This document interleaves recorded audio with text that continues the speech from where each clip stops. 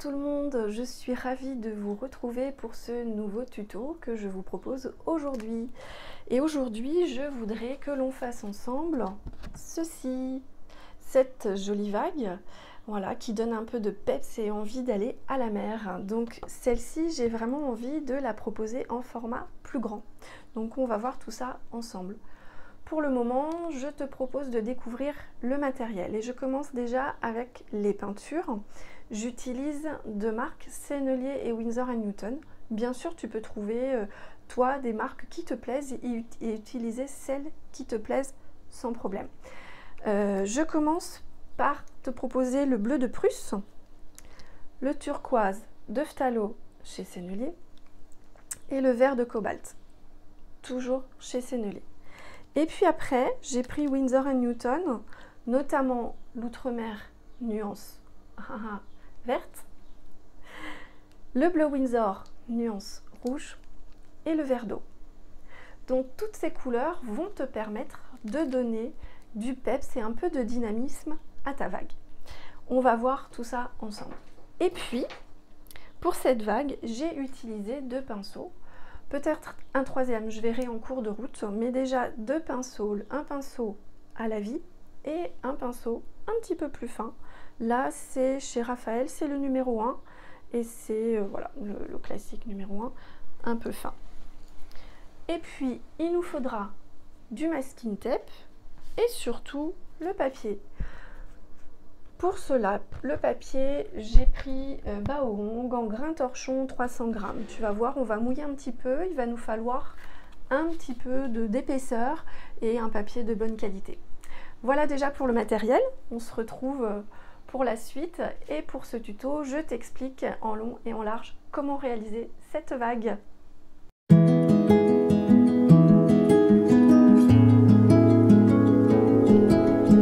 Allez, on va commencer ce tuto. Comme vous pouvez le constater, j'ai déjà mis le scotch. Ce scotch, je l'utilise un petit peu épais, ce qui va me permettre de placer le blanc de la vague. Je vous explique.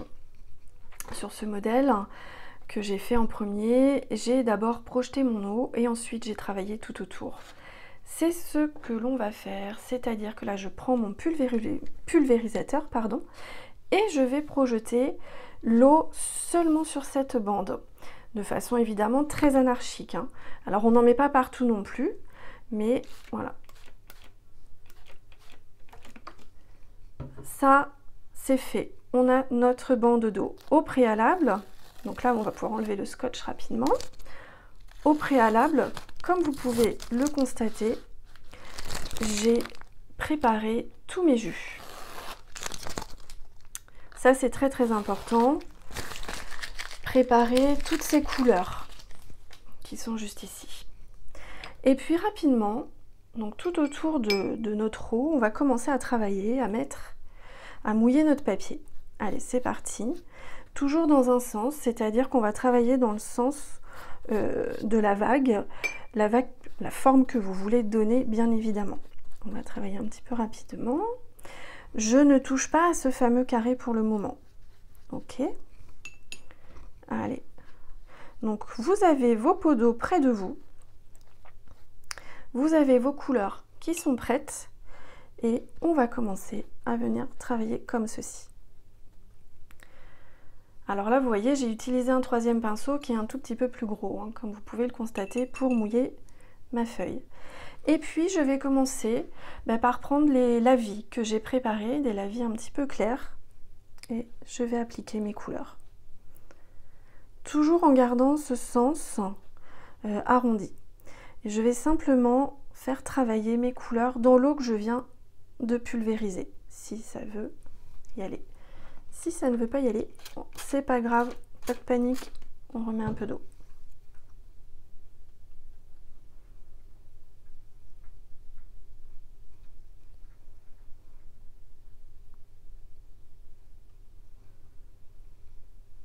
Et je continue au fur et à mesure. Vous allez voir, c'est assez rapide à faire au final. Et puis, on peut s'amuser à faire bouger le papier.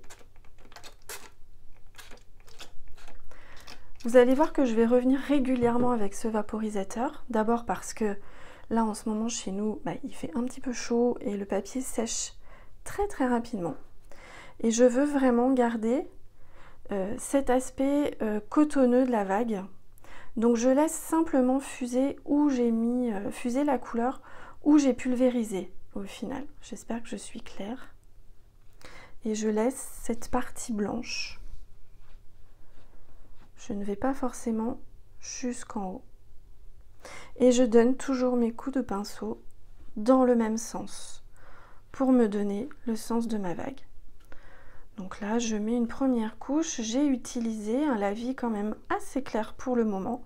Mais vous allez voir qu'au fur et à mesure, je vais utiliser vraiment le crémeux de ma peinture. Presque ce qui sort du tube pour donner quelque chose de très intense. Mais pour l'instant, je pose ma couleur tranquillement. Et puis après, je vais venir faire mon ciel de la même façon, tout en gardant ce côté un peu cotonneux de ma vague. Qui en haut, j'avoue, ne veut pas faire ce que je veux. Donc je repulvérise. Voilà.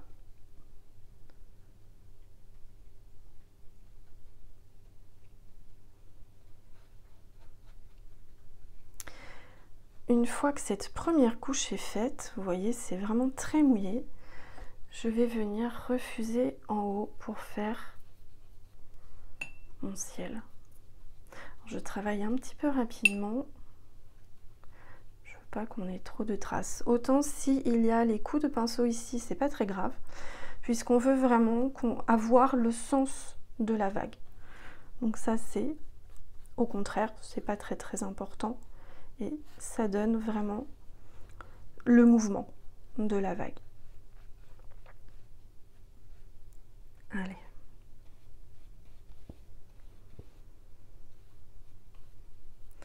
Et je vais venir de la même façon travailler pour le moment le même bleu. Alors pour le ciel, on peut partir sur quelque chose d'un peu plus cotonneux. Et vous allez voir, hop, on va également changer un petit peu de couleur.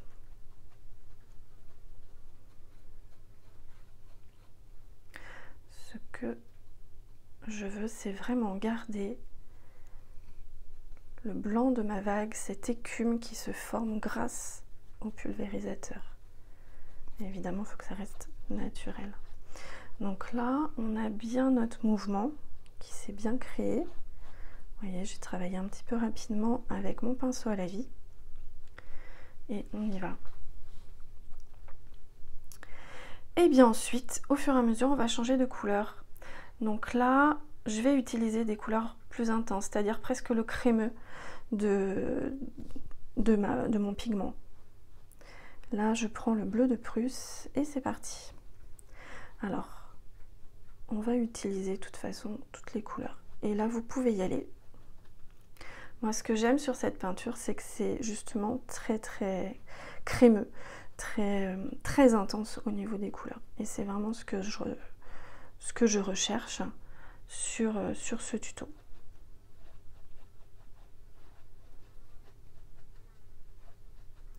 Et puis après, on varie au fur et à mesure, hein, vous allez voir. Toujours dans le sens de la vague, hein. Vous voyez, mon pinceau va toujours dans le même sens. Et puis pour le ciel, je vais venir avec justement l'autre bleu. Alors il me semble que c'est, que je ne vous dise pas de bêtises, le bleu Winsor nuance rouge. Et là, je vais travailler mon ciel. Alors, vous pouvez faire bouger un petit peu le papier, au contraire.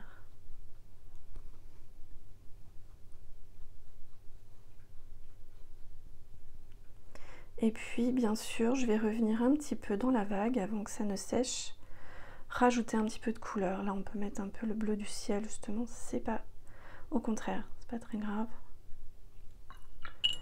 Et je continue.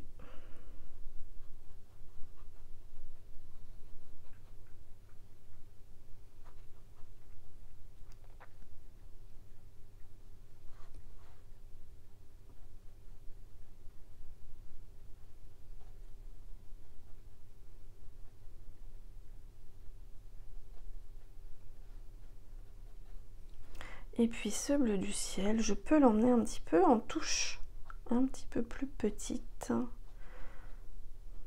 pour varier toujours les couleurs.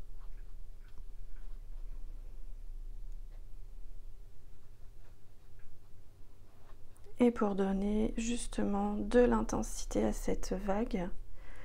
Et puis un petit peu comme si elle était en colère. Donc c'est bien de varier un petit peu les couleurs. Hop, je continue avec mon bleu de Prusse que j'aime beaucoup, très très intense. Et là je vais surtout donner un petit peu plus d'intensité en bas. Là j'utilise presque le pigment pur. Je vais venir en mettre un petit peu là. Et voyez en haut, vraiment sur cette vague, je laisse faire le pigment. Je le laisse aller, c'est un petit peu le but là de cet exercice. Laisser faire sur certaines zones, à certains endroits.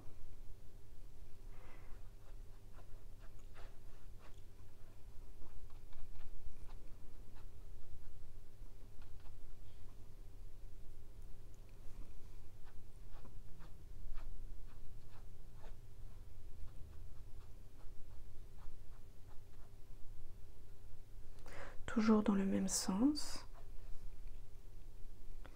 On va réintensifier un petit peu ici. Je trouve que c'est un peu plus clair. Alors là, j'ai pris donc le papier Baohong 300 grammes, grain torchon, 100% coton. Et je l'ai laissé, vous voyez, il est encollé, il est déjà encollé. Donc l'avantage, c'est qu'on peut travailler directement dessus. Je ne suis pas obligée de rescotcher, comme je ne mouille pas l'arrière de mon papier sur ce tuto, je ne suis pas obligée de venir le décoller. Et c'est un peu ça l'avantage de ces papiers encollés, c'est qu'on peut travailler directement, il va gondoler naturellement, il va se remettre en place naturellement une fois que ce sera sec. Et j'aime beaucoup travailler avec les papiers encollés comme ça, c'est assez pratique. Allez. Je vais intensifier, on va rincer le pinceau, je vais intensifier un peu mon ciel.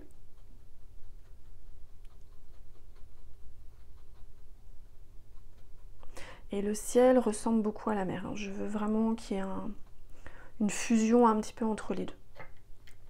Pareil avec, vous voyez, du pigment pur pratiquement.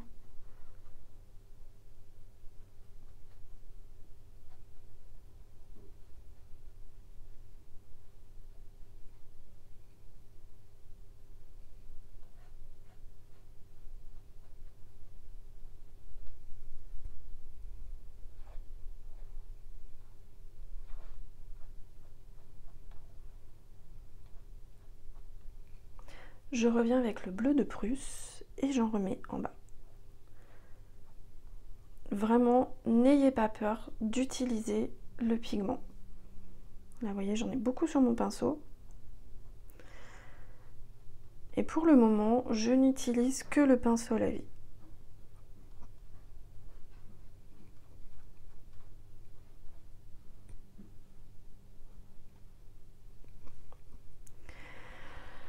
Ensuite,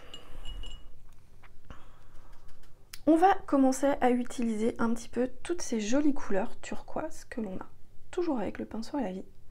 Alors on va les utiliser un petit peu plus en parcimonie, hein. On y va doucement et je commence à en mettre un petit peu dans le creux, enfin dans l'écume de ma vague, pardon.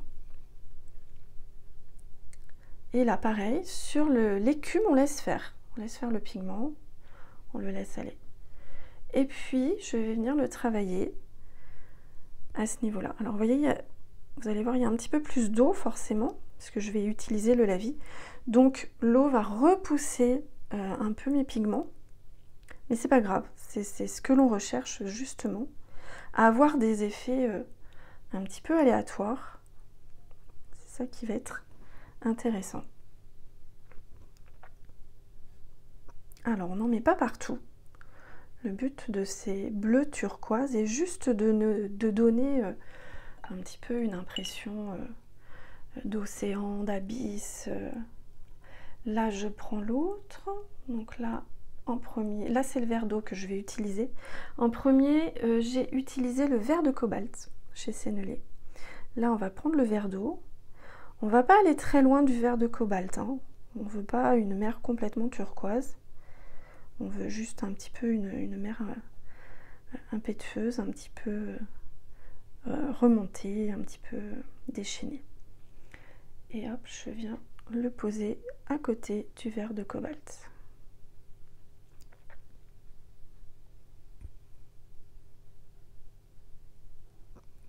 Et puis, on peut utiliser le dernier qui est hop, le turquoise de Phtalo. Je regarde en même temps, j'avais perdu le nom. La vie, un peu de pigment pur et on y va. Je vais en remettre un petit peu hop, dans l'écume.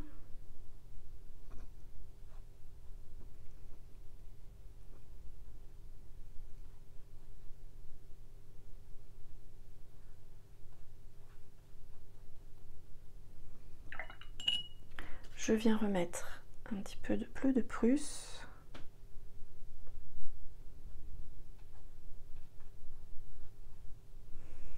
On a bien notre mouvement hein, qui s'est formé.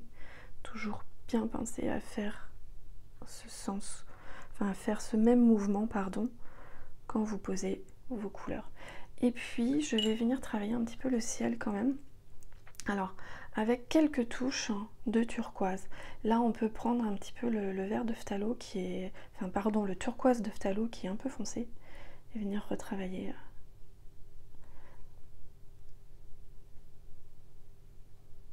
à quelques endroits au niveau du ciel. Et puis ce qui va être intéressant, c'est justement cette fois-ci de prendre le pinceau le plus fin, donc celui-ci, un petit Kleenex si vous avez près de vous, et puis on va commencer à retirer un petit peu à certains endroits le pigment. Alors il va revenir, hein. Il faudra forcément repasser dessus, mais vous voyez, ça permet de redonner le mouvement à votre vague. Alors pour ce faire, vous pouvez attendre que ça sèche un peu.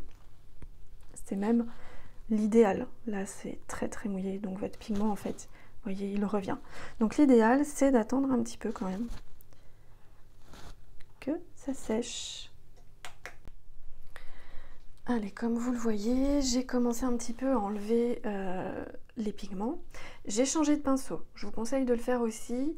J'ai trouvé ça plus pratique au final sur grand format, d'utiliser de nouveau le pinceau à la vie.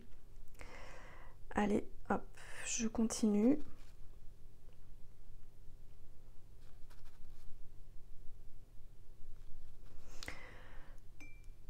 On rince, on essuie notre pinceau, on vient retirer le pigment. On rince, on éponge, on essuie un petit peu et on vient retirer le pigment. Et ainsi de suite.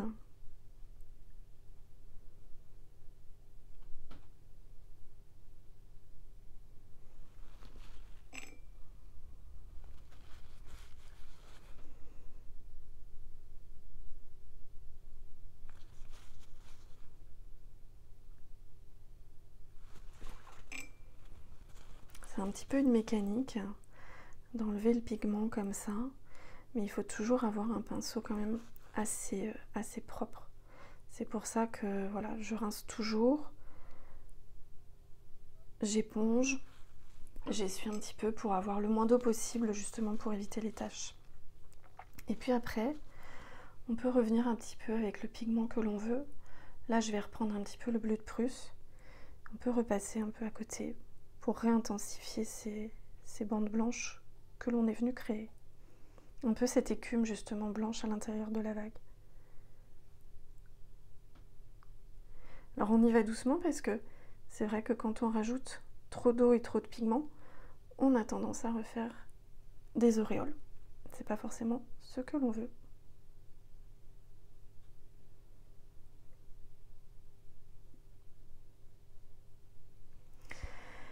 Et puis, alors là j'avais envie de réintensifier un petit peu le ciel. Je vais remettre un petit peu de bleu de Prusse en haut. Pas partout, ça aide vraiment sur certaines zones, je vais le laisser faire.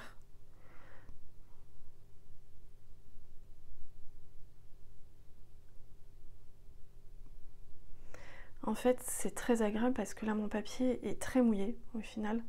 Et pourtant, on n'a pas forcément humidifié énormément avant. C'est au fur et à mesure de mettre des pigments, de mettre de l'eau, etc. qu'on a vraiment intensifié, qu'on a vraiment mouillé énormément notre papier. Et à force d'intensifier nos couleurs, on est venu le charger, un peu le saturer. Et moi, j'aime beaucoup travailler comme ça. On sature de couleurs, on sature d'eau, et c'est très intéressant. Ça va donner un côté assez velouté au final à votre aquarelle.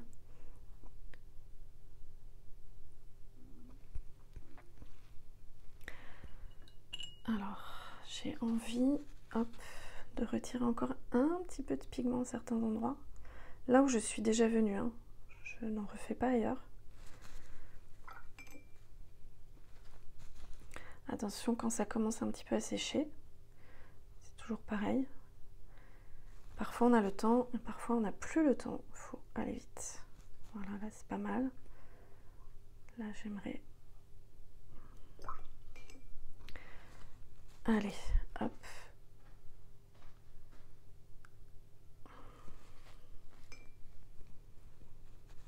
Là je reviens un petit peu ici pour enlever de nouveau le pigment.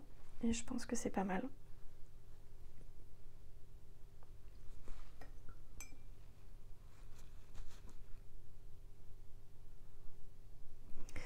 Et puis, on va finir, attention, danger, par repulvériser sur certaines zones, mais pas partout. Là, par exemple, sur celui-ci, je suis venue essentiellement sur le ciel. Je trouvais ça plutôt pas mal. Et donc, c'est ce qu'on va essayer de faire. Donc là, c'est complètement aléatoire. C'est un petit peu la surprise. Il ne faut pas que votre papier soit trop humide. Donc c'est pour ça qu'il faut le faire vraiment à la fin, quand ça commence à sécher. Et là, on voit des choses apparaître qui sont très intéressantes. Et j'ai presque envie de redescendre un peu là.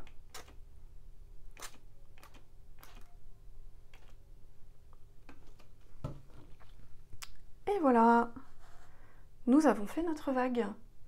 Allez, je vous montre quand tout est sec. Je vous fais un petit récap et on voit ça tout à l'heure. Alors, je vous montre la vague complètement terminée. Hop, elle est presque sèche. La voici. Donc là, j'ai travaillé sur un format 23 par 31. Quand je vous disais un grand format, on n'est pas non plus sur quelque chose de gigantesque. Mais 23 par 31, c'est plutôt pas mal. Donc la voici bien sèche. L'avantage de pulvériser, c'est qu'on obtient des choses un petit peu aléatoires. Et sur ce tuto, moi, c'est ce que je voulais vous proposer. Un espèce de lâcher prise, mais un peu calculé quand même. Voilà, et puis je trouve que vraiment utiliser le Vapo, c'est plutôt assez sympa. Voilà ce que ça peut donner. Bien écoutez, j'espère que ça vous a plu. Et puis n'hésitez pas à poster également sous le hashtag sur Instagram, sous le hashtag aquarellemarinette2. Ça me permet de voir en fait ce que vous réalisez. Et puis n'hésitez pas, si vous avez des questions, à m'envoyer des petits messages, il n'y a aucun problème. En tout cas, j'espère que ce tuto vous a plu. Et n'hésitez pas à en parler autour de vous, ça peut être sympa. Les vacances arrivent, ça permet de profiter aussi de moments un petit peu artistiques, de développer un peu sa créativité et surtout de s'amuser avec l'aquarelle. Voilà. Bien écoutez, je vous dis à très bientôt. Allez, je vous laisse avec cette image de vague, de mer qu'on a envie d'avoir. Et à très bientôt. Bye.